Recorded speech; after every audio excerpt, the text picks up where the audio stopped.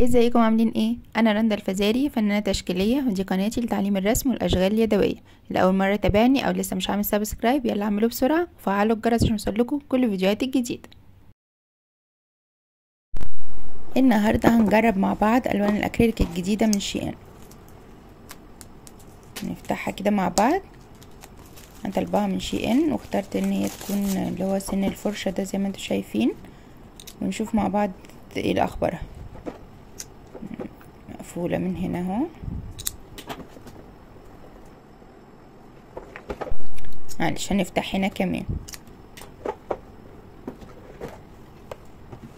ده شكل الالوان، جاي معاها اهو سنون اضافية. استنى هوريكم حاجة.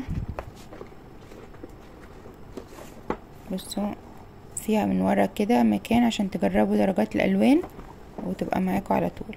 طبعا دي بتستخدم الورق والحجارة والازاز، الخشب، البلاستيك والكانفاس او القماش. تعالوا نجربها مع بعض كده، اي تجربة سريعة ونشوف عاملة ازاي. نعمل معاكم كده خطوط بس كده، مش رسمة، ونجربها مرة في رسومات بعد كده. حاسة التغطية بتاعتها لازم اعيد عليها كذا مرة، مش عارفة ده لانها لسه جديدة ولا ايه، هيبان يعني. بصوا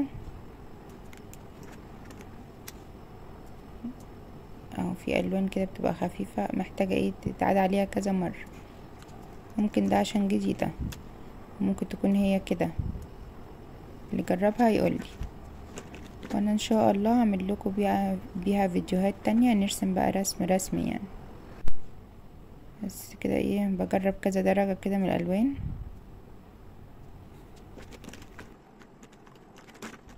بس هي في المجمل يعني كويسة يعني. في درجات تغطيتها حلوة قوي من اول مرة اهو.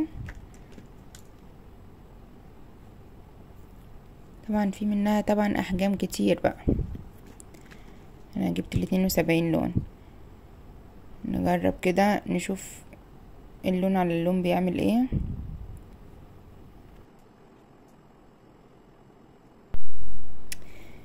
عموما هي كويسة. مش عارفة موضوع ان انا التغطية بتاعتها مش جامدة قوي ده، ومحتاجة يتداس عليها اكتر من مرة، يتعاد عليها ده ايه. بس هنجرب في رسمة تانية ونشوف. بس انا حبيت اجرب معاكم كده، قولوا لي مين جربها فيكم. وما تنسوش مش عامل سبسكرايب للقناة يعمل لايك وشير الفيديو وفعلوا الجرس عشان يوصلكوا كل الفيديوهات الجديدة، واشوفكم فيديوهات تانية على خير بإذن الله.